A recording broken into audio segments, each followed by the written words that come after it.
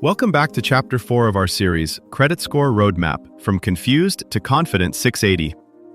In this episode titled, Stop Believing Myths, 7 Credit Misconceptions Debunked, we're going to uncover the truth behind some common credit score myths that may be holding you back.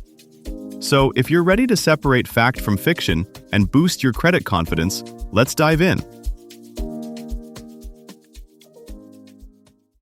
About half of Americans believe checking their own credit can hurt their score, yet the companies behind those scores openly say it has zero impact. So why do these myths survive? In this episode, we'll step into the moments where bad credit advice sounds the most convincing. Roughly 40% of people think they need to carry a balance to build credit, a belief so common it shows up in bank call scripts and money blogs.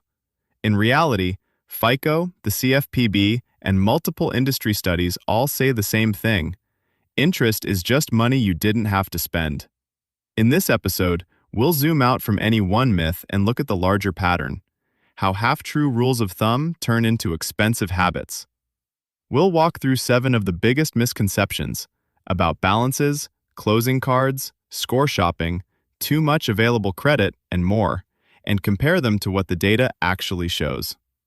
If episodes 2 and 3 were about seeing your credit file clearly, this one is about cleaning up the mental file cabinet in your head, so your decisions match how the system really works, not how social media says it does. Some myths are harmless. Credit myths usually aren't. They quietly change how you use cards, choose loans, or react to a dip in your score. In episodes 2 and 3, you pulled your reports and learned to spot obvious errors. Now we're zooming in on subtle traps, beliefs about too many cards, perfect utilization, or starting from zero after a setback. Think of this as tuning a musical instrument. You're not rebuilding it, just adjusting the parts that throw everything off key. Once you see which ideas don't match how scoring models actually behave, it's much easier to stop paying for other people's confusion. Myth number 1. Using most of your limit shows I can handle credit. Scoring models see high utilization as risk, not confidence. Across CFPB and FICO data, consumers who regularly sit above 50% of their limits are far more likely to miss payments later. What matters isn't how bravely you push your limit, but how predictably you stay well below it by the time the statement closes. Myth number 2. There's a magic utilization number, like 30% or 10%. Those numbers are guidelines, not switches. FICO and VantageScore look at ranges and patterns, both individual card utilization and overall utilization. A card at 80% with others at 5% can still drag you down. The lower and steadier you keep both, the less your score will swing month to month. Myth number 3. Opening a new card always ruins your score. Hard inquiries and a brand new account can shave off points in the short run, but studies show that used responsibly, extra available credit often improves scores over time by lowering utilization. The key is purpose. Opening a card to spread debt is very different from opening one to consolidate and then pay down faster. Myth number 4. After a late payment, there's nothing I can do. Lenders sometimes grant goodwill adjustments when you've otherwise paid on time for years. Even if they don't, the impact of a single late mark usually shrinks with age and a clean record going forward. Data FICO has published shows that recent behavior carries more weight than old mistakes. Myth number 5. All debt is equally bad for your score. Installment loans, like auto or student loans, and revolving accounts, like cards, are scored differently. A paid-down car loan with on-time payments can be neutral or even mildly positive, while a card at 95% of its limit sends a stronger red flag. Myth number 6. If I'm rebuilding, I should avoid credit completely. Scores need data. Many people with past problems rebuild faster by using a secured card or credit builder loan lightly and reliably than by disappearing from the system altogether. Myth number 7. After 7 years, I'm reset to perfect. Most negatives drop off around then, but old accounts, good or bad, still shape the age and depth of your file. Time helps, but habits do the heavy lifting.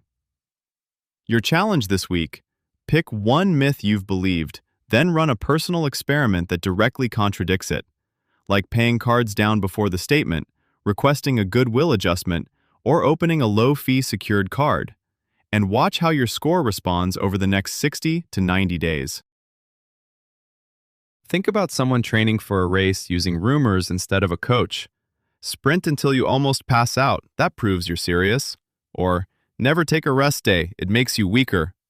They might work brutally hard and still stall or get hurt, not because they're lazy, but because their strategy is misaligned with how the body actually adapts. Credit works similarly. Effort only pays when it matches the real mechanics behind the score. Take two people with the same income and total card limits. One spreads purchases across 3 cards and pays most of it before each statement. The other rotates a single maxed-out card, then transfers the balance every few months for the bonus. On paper, their debt looks similar. In practice, the first person often glides through approvals while the second hits friction. You'll also see this in rebuild stories. The folks who improve fastest aren't always the ones who pay the most money, but the ones who aim each dollar where scoring formulas are listening the loudest. Myths fade, but new ones grow back fast, especially as rent, utilities, and buy now, pay later creep into mainstream scoring. Think of it like the weather getting weirder. Old rules of thumb, it never snows here, stop working. As open banking tools let you control which accounts and data streams lenders see, you'll be able to shape your credit climate more deliberately. But you'll also need to keep scanning the horizon for shifting rules, not headlines. Treat what you learned here as a starting map, not final truth. Models change, lenders tweak rules, and new products blur old lines, like rain shifting into sleet mid-storm. Stay curious. Skim updates from the CFPB, peek at your score trends, test small changes. Over time, you'll trade superstition for evidence and guesswork for quiet control. Here's your challenge this week.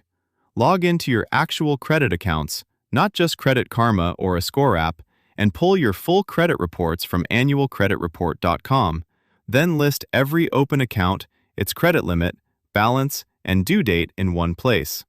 Next, pick one card with a balance and make an extra payment of at least $20 to $50 specifically targeted to that card, not just the minimum, to start lowering your utilization. Finally, set up automatic payments for at least the minimum due on every card so you never miss a payment date, which matters far more than whether you carry a small balance for your score. This was Owl Up, your daily step forward. To keep learning with structured courses and more insights, go to owlup.co. Until tomorrow!